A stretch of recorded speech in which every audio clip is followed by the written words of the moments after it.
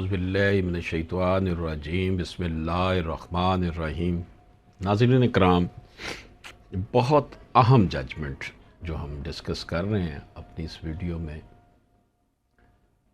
اس میں عرض یہ ہے کہ اگر آپ کوئی دعویٰ دائر کرنا چاہتے ہیں یا پاکستان میں کسی بھی جگہ پر ہیں، ہماری سروسز لینا چاہتے ہیں، تو آپ ہم سے اپنا کیس تیار کروا سکتے ہیں۔ دعویٰ آپ بے شک جہاں مرضی دائر کریں، جس مرضی علاقے میں کیس دائر کریں، لیکن کیس کا اچھا تیار ہونا انتہائی ضروری ہے آپ کے لیے، تاکہ آپ کو سکسیس مل سکے۔ بعض کا دعویٰ تیار کرتے وقت ایسی غلطیاں ہو جاتی ہیں جس کا بنیاد پر آپ سچے بھی ہوتے ہیں، لیکن آپ کا دعویٰ دائر شدہ جو ہے وہ خارج ہو جاتا ہے سپریم کورٹ جا کر بھی۔ بہرحال سپریم کورٹ آف پاکستان کا فیصلہ خورشید علی اینڈ ادر ورسز میاں گل عدنان اورنگزیب ڈیزیز وغیرہ، یہ دو سول اپیل ہیں، سول اپیل نمبر 493 اور 494/2023۔ جسٹس امین الدین خان اور جسٹس شاہد وحید صاحب نے اس کیس کو سنا۔ فیصلہ جسٹس شاہد وحید صاحب نے کیا اس کا۔ تو آئیے اس کیس کے حوالے سے ہم بات کرتے ہیں۔ یہ مقدمہ جو کہ دونوں اپیلوں کا باعث بنا، غیر منقولہ جائیداد پر قبضے اور مینز پروفٹ منافع کی وصولی کے لیے دائر کیا گیا تھا۔ ٹرائل کورٹ نے اپنے فیصلے میں، جو کہ 11 جون 2011 کو سنایا گیا، دعویٰ مسترد کر دیا تھا اور قرار دیا تھا کہ مدعیان اپنے ملکیتی حقوق ثابت کرنے میں ناکام رہے۔ ناظرین کرام، اس کے بعد مدعیان نے اپیل دائر کی، اور جب یہ معاملہ ایڈیشنل ڈسٹرکٹ جج سوات کے سامنے آیا تو اس نے یہ نتیجہ اخذ کیا کہ مدعیان نے گفٹ ڈیڈ پیش کر کے جائیداد پر اپنی ملکیت ثابت کی، اور ریکارڈ میں موجود شواہد سے یہ ثابت ہوتا ہے کہ مدعا عین کا جائیداد پر کوئی قانونی حق نہیں تھا، اور اسی بنیاد پر مدعیان کے حق میں فیصلہ دے دیا۔ چنانچہ 1 فروری 2012 کو ایک فیصلہ جاری کیا گیا۔ مدعا عین نے اس اپیل کے خلاف نظر ثانی کے لیے درخواست دی۔ ہائی کورٹ نے 12 جون 2023 کے اپنے فیصلے کے ذریعے جزوی طور پر فیصلے کی نظر ثانی کی، جس میں جائیداد کی ملکیت کی حد تک فیصلہ برقرار رکھا، جبکہ مینز پروفٹ کے دعوے کو مسترد کر دیا۔ اب مدعا علیحان نے اپنی اپیل نمبر 493/2023 میں ملکیت کے فیصلے کو چیلنج کیا، جبکہ مدعیان نے اپنی اپیل 494/2023 کے ذریعے مینز پروفٹ کی وصولی کے فیصلے کو چیلنج کیا۔ ان دونوں اپیلوں کا فیصلہ مشترکہ ہے، اس لیے انہیں اس ایک ہی فیصلے میں نپٹایا جائے گا۔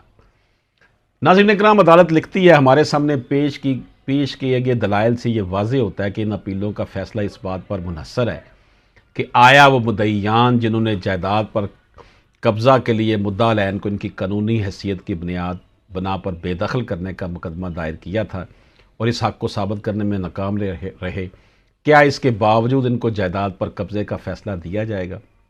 کیونکہ عدالت نے یہ نتیجہ اخذ کیا کہ مدعا علیہن کسی جائز حق کے بغیر جائیداد پر قابض ہیں۔ بڑا امپورٹنٹ پوائنٹ ہے جو ہم نے ڈسکس کیا ہے۔ ناظرین کرام، اس کیس کی حقیقت کو کیس کی درخواستوں کے حوالے سے پرکھنا ضروری ہے۔ عدالت کا یہ فیصلہ، عدالت فیصلہ لکھ رہی ہے نا، یہ فیصلہ سنا رہا ہوں، لہٰذا ہم ان درخواستوں سے شروع کریں گے کیونکہ ان کو مکمل طور پر سمجھنے کے بغیر اس قانونی نقطے کی وضاحت مشکل ہوگی جس نے اس کیس کے حالات کو جنم دیا۔ ناظرین، تنازع کی جائیداد 2 دکانیں ہیں جو کہ سیدو شریف تحصیل بابوزئی ضلع سوات کے علاقے میں واقع ہے۔ ان دکانوں کے بارے میں یہ دعویٰ کیا گیا کہ یہ ابتدائی طور پر سوات کے سابق حکمران بادشاہ صاحب کی ملکیت تھی۔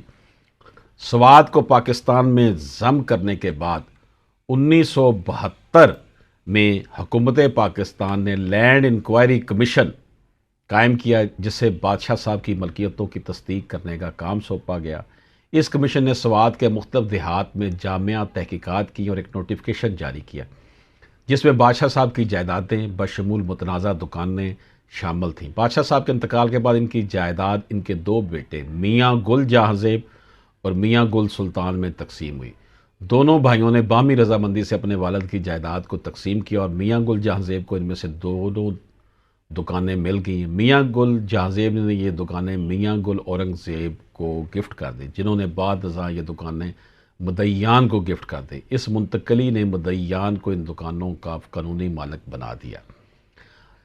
ناظرین اکرام، تاہم یہ الزام عائد کیا گیا کہ مدعا علیہ نے ابتدائی طور پر مدعیان کی اجازت سے ان دکانوں پر قبضہ کیا تھا، جبکہ مدعیان نے اپنی ذاتی ضروریات کی بنیاد پر دکانیں واپس لینے کی درخواست کی تو مدعا علیہ نے انکار کر دیا۔ اس انکار نے دکانوں کے قبضے پر تنازع کو جنم دیا۔ ان حقائق کی بنیاد پر دو قسم کی جو ہے وہ ریلیف مانگا گیا۔ اول، مدعا علیہ کو بے دخل کر کے دکانوں پر قبضے کے لیے ڈگری جاری کیجیے۔ دوسرا یہ کہ ماہانہ 10,000 روپے مینز پروفٹ کی وصولی کے لیے ڈگری جاری کیجیے۔ اب اس ججمنٹ میں جو پوائنٹ نمبر 6 سپریم کورٹ نے ڈسکس کیا ہے وہ میں آپ کی خدمت میں پیش کرتا ہوں۔ اب ان دعووں کے خلاف اٹھائے کے جو معاملہ جو ڈیفینس ہے وہ ان کی وضاحت کرنا ضروری ہے۔ مدعا علیہ نے دعویٰ کیا کہ 12 نومبر 1973 کو میاں گل جہاں زیب نے جو بادشاہ صاحب کے بیٹے تھے ایک باضابطہ تحریری معاہدے کے ذریعے دکانیں ان کے والد رحمانی گل کو فروخت کر دیں، اور اس لین دین کے بعد انہوں نے دکانوں کا قبضہ بھی ان کے حوالے کر دیا۔ رحمانی گل کی وفات کے بعد ان دکانوں کی ملکیت مدعا علیہ کو منتقل ہو گئی، اس لیے انہوں نے مدعیان کے مبینہ گفٹ کو ایک جعلی دعویٰ قرار دیتے ہوئے اس کی کوئی قانونی حیثیت اور درستگی کا موقف اختیار نہیں کیا۔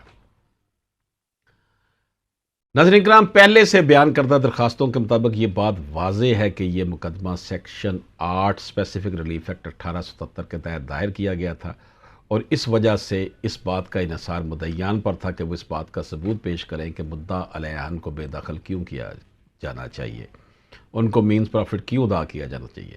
مدعیان نے اس حالت کو چیلنج کیا جیسا کہ 28 نومبر 2005 کو تھا جب یہ مقدمہ دائر کیا گیا۔ مدعا علیہ نے اس بات پر اصرار کر رہے تھے کہ اس حالت کو برقرار رہنا چاہیے۔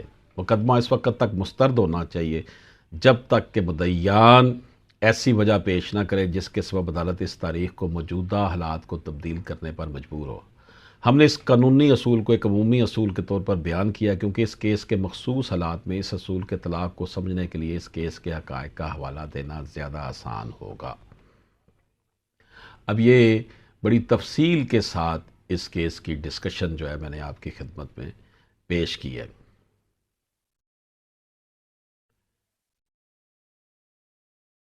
درخواستوں پر واضح ہے کہ مقدمہ سیکشن 8 اسپیسیفک ریلیف ایکٹ 1877 کے تحت دائر کیا گیا، لہذا اس کا انحصار مدعیان پر تھا جو کہ مدعا علیہ کو بے دخل کرنے کا کیس لے کر آئے تھے کہ وہ اپنی ملکیت کو ثابت کرے تاکہ اس طرح کی بے دخلی کو جائز قرار دیا جا سکے۔ یہ جناب صورتحال ہے اس کیس کی جو آپ کے سامنے بڑی تفصیل کے ساتھ میں پیش کر رہا ہوں۔ ناظرین اکرام، اب یہ معاملہ ایک اور پہلو بھی رکھتا ہے اور اس کا جائزہ لینا مدعیان کے ملکیتی دعویٰ کا تعین کرنے میں مدد فراہم کرے گا۔ ناظرین اکرام، مدعیان کے پیش کردہ دوسرے گواہ محمد نذیر تھے جو PW1 تھے، وہ سب رجسٹرار کے دفتر میں سینئر کلرک تھے۔ انہوں نے مدعیان کے حق میں تیار کی گئی ہبہ دستاویز نمبر 151 مورخہ 6 مئی 2000 پیش کی، تاہم جرا کے دوران اس گواہ نے تسلیم کیا کہ متنازع دکانیں واضح طور پر اس ہبہ دستاویز میں درج نہیں تھی۔ مدعیان کے وکیل PW2 نے بھی اپنی جرا میں یہ تسلیم کیا کہ متنازع دکانیں اس ہبہ دستاویز میں درج نہیں تھی، لہذا ثبوتوں کا مجموعی اثر یہ ہے کہ مدعیان کے پاس کوئی قانونی حق نہیں تھا، وہ جن کے تحت دعویٰ کر رہے تھے ان کے پاس بھی کوئی قانونی حق نہیں تھا، اور متنازع دکانوں کی ہبہ بھی کبھی موجود نہیں تھی۔ ناظرین اکرام، مندرجہ بالا حالات کی روشنی میں یہ بات واضح ہوتی ہے، عدالت نے لکھا ہے کہ مدعیان اپنی ملکیت یا جائیداد پر کوئی حق ثابت کرنے میں ناکام رہے، اس کے نتیجے میں مدعیان ملزمان کو ان کی جائیداد کے حق کی قانونی حیثیت ثابت کرنے کے لیے پابند نہیں بنا سکتے۔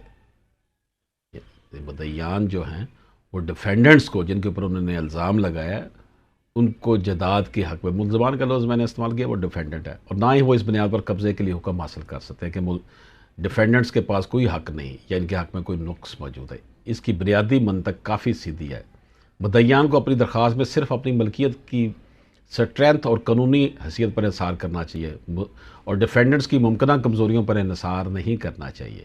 اس قانونی اصول کے تحت عدالت بھی ڈیفینڈنٹس کے حق کے قانونی جواز کا جائزہ لینے سے روکا گیا ہے، خاص طور پر جب کہ مدعیان نے اس کو رسمی طور پر چیلنج نہیں کیا تھا۔ اس لیے ہم اس بات کو مانتے ہیں کہ ٹرائل کورٹ نے معاملے کو حل کرنے کا جو طریقہ اپنایا اور مدعیان کے خلاف دیے گئے نتائج بالکل درست تھے۔ اس کے برعکس پہلی اپیل کورٹ اور نظر ثانی عدالت نے مدعیان کے دعووں کو غلط طور پر سمجھا اور ٹرائل کورٹ کے فیصلوں کو قانونی اصولوں کی غلط تشریح کرتے ہوئے مسترد کیا۔ ناظرین کرام، اس کیس کا ایک اہم پہلو دعویٰ کے دائرہ اور قانونی حیثیت کے حوالے سے غور طلب ہے۔ ڈیفینڈنٹس نے دعویٰ کیا کہ ان کے والد نے مینگل جہانزیب سے رجسٹرڈ معاہدہ نمبر 76 مورخہ 12 نومبر 1973 کے تحت یہ دکانیں خریدی تھی۔ انہوں نے اس دستاویز کی شہادت اس کے گواہ بخت جہاں اور تحصیل دفتر کے ریکارڈ سے حاصل کر کے رحمت علی جونیئر کلرک کے ذریعے فراہم کی۔ یہ خرید و فروخت مدعیان کی منتقلی کے لیے مینگل جہانزیب کے مبینہ ہبہ سے پہلے کی ہے۔ فروخت کے اس معاہدے نے نہ صرف مینگل اور اورنگزیب کے حق کو بلکہ مدعیان کے حق کو بھی متنازع بنا دیا ہے۔ اس بارے میں عمومی اصول یہ ہے کہ جب ایک سادہ قبضے کے لیے مقدمہ دائر کیا جائے تو ضروری ہے کہ اگر مدعی کے قبضے میں ہو لیکن اس کا جائیداد پر حق متنازع ہو، یا اگر مدعی قبضے میں نہ ہو، اس کی جائیداد کا حق مشکوک ہو، تو اسے اپنے حق کے ڈکلیریشن کے لیے کیس دائر کرنا ہوگا اور اسے منع کرنے کے لیے عدالت سے درخواست کرنا ہوگی۔ اس کیس میں مدعیان نے اپنے حق پر قبضہ کرنے کے لیے مقدمہ دائر کیا۔ تو یہ بڑا ایک امپورٹنٹ فیصلہ ہے۔ تاہم جائیداد کے کویسچن میں مداخلت کرتے فروخت نے ان کے حق کو مشکوک بنا دیا، اس لیے انہیں اپنے حقوق کا ڈکلیریشن کروانے کے لیے پہلے اپنی درخواست دائر کرنی چاہیے تھی۔ ان کا سادہ قبضے کے لیے مقدمہ ناقابل قبول تھا۔ اس کے باوجود ڈیفینڈنٹس کے دعوے کے باوجود مدعیان نے اپنے حق کی ڈکلیریشن کے لیے کوئی قدم نہیں اٹھایا۔ یہ کوتاہی ہائی کورٹ کے ذریعے نظر انداز کی گئی، جس کے سبب اس کا فیصلہ تسلیم نہیں کیا جا سکتا۔ ناظرین اکرام، کیس کے ریکارڈ کا مکمل جائزہ ظاہر کرتا ہے کہ مدعیان نے اپنے کیس کو ثابت کرنے میں مطلوبہ توجہ نہیں دی۔ انہوں نے مبینہ ہبہ کا کوئی گواہ پیش نہیں کیا، جس نے ان کے کیس کو بہت کمزور کر دیا، اور ان کے وکیل کے ایک واحد بیان سے ان کے دعووں کی حمایت نہیں کی جا سکتی، خصوصاً اس لیے کہ اس میں یہ ثابت کرنے میں ناکامی رہی کہ ملزمان بطور لائسنس داران دکانوں پر قبضے میں تھے۔ مزید برآں انہیں 10,000 روپے ماہانہ کے نفع کا مطالبہ کرنے کی کوئی ٹھوس وجہ بھی پیش نہ کی گئی، اور اس رقم کے جواز کے لیے کوئی واضح ثبوت نہیں تھا۔ لہٰذا مدعیان کا دائر کردہ مقدمہ مکمل طور پر مسترد کیے جانے کے لائق تھا۔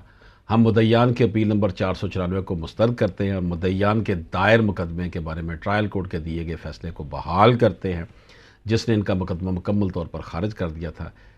یہ تھا جناب بڑا ڈیٹیل فیصلہ سپریم کورٹ آف پاکستان کا، جو ہم نے آپ کی خدمت میں پیش کیا۔ اجازت دیجیے، اللہ حافظ۔